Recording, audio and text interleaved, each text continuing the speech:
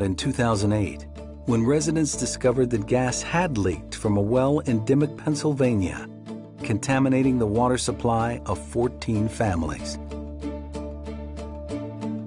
The company that drilled the leaking well was also cited for spilling frac fluids into area streams. The incidents were a wake-up call for the industry and the state. We have had gas migrate. We have had problems at the surface with spills of frac fluids. And some of those spills have contaminated some people's wells and have contaminated some streams, causing small fish kills. And in 2010, when drilling activities inadvertently dislodged pockets of methane gas miles from the actual drilling site, the state and the company involved worked swiftly to close the leaks and to keep similar problems from happening again. I believe strongly that we can, in fact, produce this gas and protect our water. Some companies have been very helpful in stressing what needs to be improved. And then there have been some that have not really operated in a manner that's acceptable. The industry just has to get to a point where it's drilling quality wells every time. Despite the efforts of many companies to make safety their top priority, many residents believe all gas men are rapacious and irresponsible. Those folks around here are skeptical, and quite frankly, I can't blame them, because we are often judged by the least among us. We take great measures in every step of the process to ensure not just groundwater, but soil, wildlife habitat, and the community, that we're being a responsible operator and we're doing right. But environmentalists are especially concerned that even inadvertent spills of drilling and frac fluids will compromise the Susquehanna River and its many streams and tributaries. Not only is the river a haven for wildlife and water sports, it's an important source of the state's drinking water.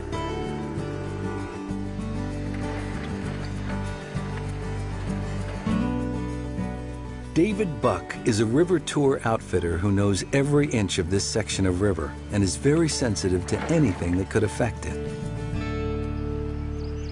You have enough of this frac fluid in trucks that's traveling around. All you need to do is have a truck break open in an accident into a stream, and we could lose some of our important environment. And with so much water being drawn from the river to do the fracking, Buck has been on the lookout for drops in water levels. There's a number of water extraction places, not only on the river, but they're on the small streams. But to see any actual change, I'm going to say no. One of the reasons water levels have remained satisfactory has been the strict withdrawal limits set by the state. 2 years ago, we required Marcellus Shale drillers to file a water plan with this agency. And we did that, actually, because we did have companies withdrawing water from streams that couldn't tolerate the withdrawal. But since we put that in place, we've had very little problems with water withdrawals. Although most of the water used in fracking stays deep below ground, some comes back to the surface and is collected in tanks. And it's this water that triggers the most concern. That water is laced with a mix of chemicals, some of which are toxic. And about 20 to 25% of that comes back in the fracking process. So there's concerns in terms of how you safely dispose of the wastewater. The state is now encouraging companies to disclose the chemicals they use for fracking, and several have begun to do so.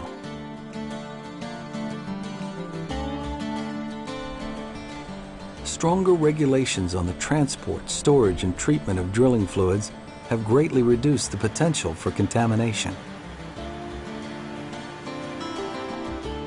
And some companies are rethinking their entire water use process.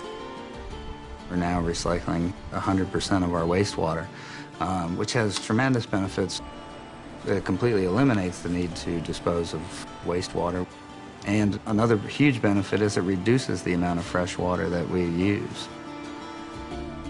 By reusing its frac water, This company is saving itself, the river, and area streams 20% of the water it used to take.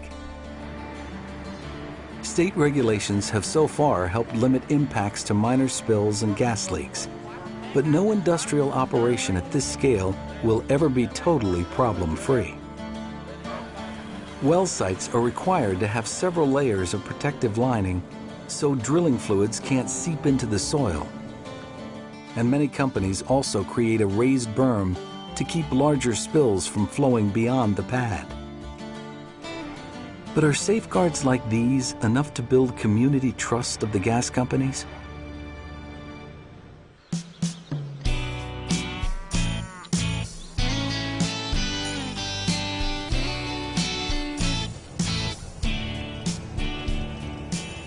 Dan and Gail Hirschberger have raised cows and farmed the land for as long as they can remember. We grew up as farmers, and so we've seen the ups and downs of farming, and we've been there. There have been downs. A couple of years ago, they scraped together enough money to buy a second farm in Bradford County when a gas company began calling. We get this phone call that says, hey, we're going to drill on your farm. I mean, okay, that's nice. I didn't know anything about it. We're dairy farmers, okay? We know about dairy farm. We know about raising corn. At first, we thought, oh, well, that's nice, but it probably won't amount to too much. In no time, the company had drilled and fracked a well that's now in production, and in the process, gave the Hirschbergers a first-hand look at their operational and safety practices.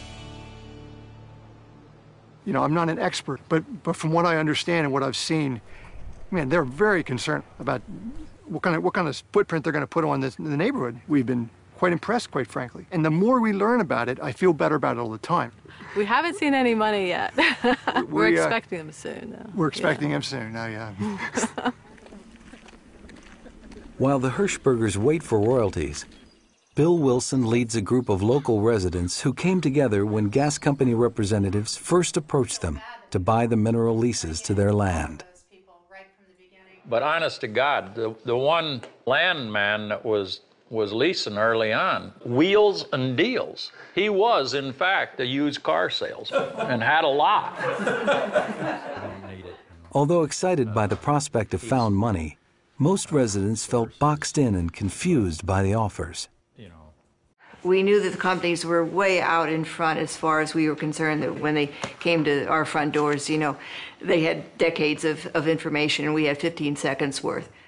Some residents signed early and at low prices, while others, like Bill Wilson, held out, and he convinced his friends to join him. So I just went around to a few other neighbors that were in that position and said, why don't we just hold off a little bit and see what this is all about? Why are they here? You know, somebody's going to give you something for nothing. Chances are they're not. As word of mouth spread, more and more residents joined the group. Within probably 3 or 4 months, we had about 1,200 people with about 48,000 acres. Bill negotiated for us, and he didn't ask for anything. And shows you how smart I was.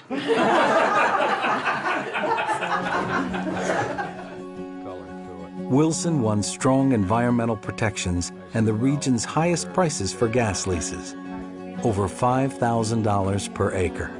We had people at the lease signings with tears in their eyes saying, you know, it afforded them an opportunity. They didn't have to worry about being a burden to their kids. One lady never had as much money in her hand at one time through her whole life as what she got paid for the gas lease.